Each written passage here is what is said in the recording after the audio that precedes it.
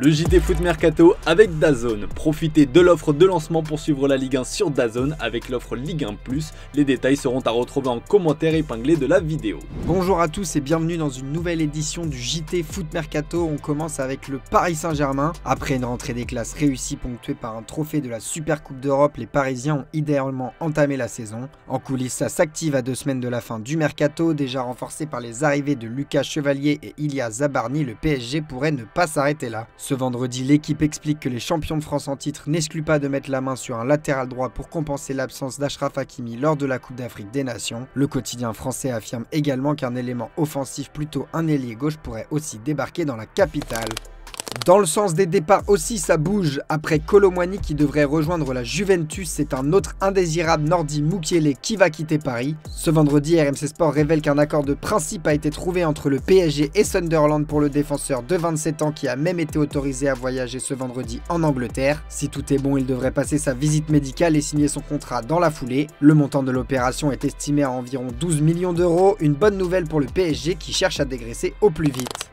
En revanche, un joueur qui ne devrait pas être concerné par ce mercato, le jeune Titi parisien Seny Mayulu. Polyvalent et très apprécié dans le vestiaire parisien, il devrait bénéficier d'un temps de jeu accru pour continuer sa progression cette saison. L'absence de recrue au milieu témoigne de son importance dans l'effectif des champions d'Europe. Actuellement lié au PSG jusqu'en 2027, le jeune joueur de 19 ans pourrait prochainement se voir proposer une prolongation de contrat selon le journal Le Parisien.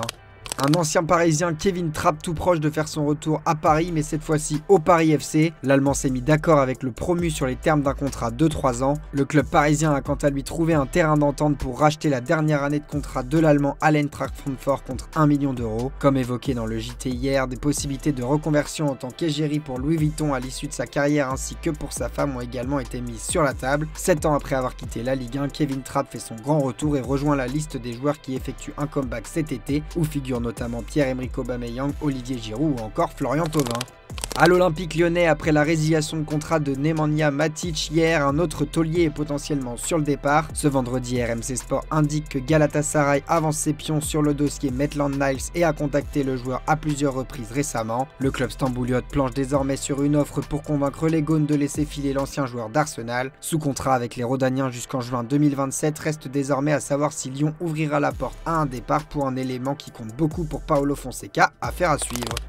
Le coach portugais va en revanche accueillir un renfort dans les cages après le départ de Lucas Perry. Depuis des semaines déjà, l'Olympique Lyonnais négociait avec Majorque pour enrôler le gardien slovaque Dominik Gref et selon la presse locale, tout est désormais bouclé. Un transfert de 4 millions d'euros a été convenu avec des bonus pouvant faire grimper la note à 6 millions. Le joueur de 28 ans n'a quant à lui pas été convoqué pour le match de ce week-end contre le FC Barcelone et arrivera prochainement à Lyon. Et après Giroud, Thauvin et Pogba arrivés cet été, un 4e champion du monde pourrait rejoindre la Ligue des Talents, Benjamin Pavard. D'après nos informations et celles du média Le Petit Lillois, les Dogs ont fait de Benjamin Pavard leur priorité défensive. Ce dossier est jugé difficile par les Lillois qui aimeraient faire revenir l'ancien de la maison, également suivi par Galatasaray comme révélé par nos soins. La balle est désormais dans le camp de l'international français. En cas d'échec, le plan B est l'ancien nantais Diego Carlos, déjà d'accord avec le LOSC. Toujours selon nos informations, les négociations entre le Fenerbahçe et le club nordiste pour un prêt avec option d'achat sont désormais bien engagées. Plus à l'ouest, les Brestois poussent pour recruter le Montpelliérain Joris Chotard. Sous contrat jusqu'en 2026, le milieu défensif pourrait rapidement quitter Montpellier relégué en Ligue 2. Dans le viseur de clubs de Ligue 1 comme Auxerre ou encore Nantes, mais également Anderlecht en Belgique, l'international espoir pourrait rebondir du côté de Brest. Comme évoqué par Mohamed Toubachter il y a quelques semaines, le club breton a effectué une approche concrète et selon nos informations, les deux parties avancent bien pour trouver un accord. Si Montpellier a fixé son tarif entre 6 et 9 millions d'euros hors bonus, Brest devrait boucler le dossier pour environ 2 millions d'euros plus bonus. Un renfort dans l'entrejeu et un autre dans les buts pour 2026. Après l'arrivée de Madjeki en provenance de Monaco, les Bretons ont quasiment trouvé un accord avec Malmby AIF pour le gardien suédois Noel Törnqvist. Selon nos informations, le montant du transfert est supérieur à 3 millions d'euros et les deux clubs négocient le pourcentage à la revente. L'international espoir suédois terminera toutefois la saison dans son club formateur avant de rejoindre la Bretagne en janvier prochain. Une arrivée différée qui permettra au portier de 23 ans de continuer à engranger du temps de jeu avant de découvrir la Ligue 1 cet hiver. À l'étranger, le Bayern Munich a réagi au départ de Kingsley Coman du côté d'Al Nassr. En conférence de presse ce vendredi, Vincent Kompany a évoqué le départ imminent de l'international français. Quand un joueur aussi talentueux quitte le club, c'est toujours une source d'émotion. Nous devons aussi comprendre sa décision et ses aspirations. Nous avons beaucoup de respect pour son travail. De mon point de vue, la priorité, ce sont les joueurs qui sont présents dans l'effectif. Présent à ses côtés, le directeur sportif Christoph Freund a aussi réagi. C'est en phase finale, mais ce n'est pas encore fait. King est l'un des joueurs qui ont façonné le Bayern Munich au cours de la dernière décennie. Si cela se concrétise, ce sera une perte sportive. C'était un processus, il y a eu de nombreuses discussions, il y a beaucoup de respect entre nous, c'est pourquoi ces discussions ont été possibles. Et pour pallier le départ du français, les Bavarois visent un autre international français en la personne de Christopher Nkunku. Ce vendredi, plusieurs médias allemands dont Bild et Sky Germany annoncent que le Bayern Munich a décidé d'avancer sur la piste menant à l'ailier de 27 ans. Les pensionnaires de Stamford Bridge font pression afin que les Allemands achètent le joueur de manière définitive. De son côté, le club munichois envisage plutôt un prêt. Si aucun accord n'a été trouvé à l'heure actuelle, les champions d'Allemagne espèrent boucler le deal. De son côté, Nkunku a envie de rejoindre la Bavière pour se relancer après un passage mitigé du côté de Chelsea. À Chelsea, justement, le défenseur Marc Cucurella va prolonger son aventure avec les Blues selon les informations du journaliste Fabrizio Romano. L'international espagnol, considéré comme un élément clé sur le terrain et un leader dans le vestiaire, reste au cœur des plans pour le présent et l'avenir. Si Enzo Maresca pourra compter sur le défenseur de 27 ans cette saison, le tacticien italien espère encore une recrue dans le secteur défensif. En conférence de presse ce vendredi, il a insisté sur l'importance de trouver des solutions en interne tout en soulignant que le club connaît parfaitement son avis sur l'effectif. Je pense qu'il nous faut un défenseur central, a-t-il déclaré. Selon lui, l'équipe dispose déjà d'un groupe fantastique dont il se dit satisfait, mais l'ouverture du mercato laisse la porte à de nouvelles arrivées si nécessaire.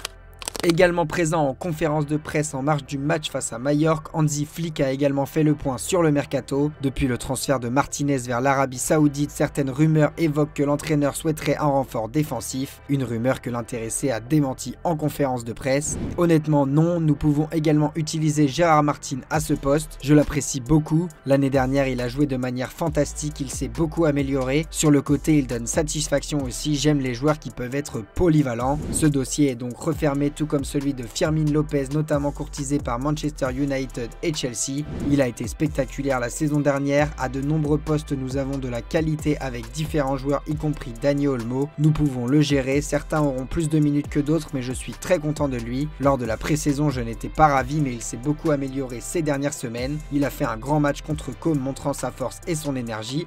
Ici aussi le sujet est clos. De l'autre côté des Alpes, l'AS Roma s'active sur le marché pour renforcer ses ailes et a jeté son dévolu sur Leon Bailey, ailier jamaïcain d'Aston Villa. Les dirigeants de la Roma travaillent sur un prêt assorti d'une option d'achat selon Sky Sports. Les discussions se poursuivent et pourraient aboutir rapidement si les conditions financières conviennent aux deux clubs, affaire à suivre. On passe désormais aux officiels du jour avec le RB Leipzig qui a annoncé l'arrivée de l'attaquant brésilien Romulo en provenance de Godzepe. Le joueur de 23 ans qui portera le numéro 40 rejoint le club allemand pour 25 millions d'euros bonus inclus et a signé jusqu'en 2030. En Angleterre, Leeds United vient d'annoncer la signature de Dominic Calvert-Lewin. Libre depuis la fin de son contrat avec Everton où il a passé 9 saisons, l'attaquant anglais s'est engagé jusqu'en juin 2028 avec les Peacocks.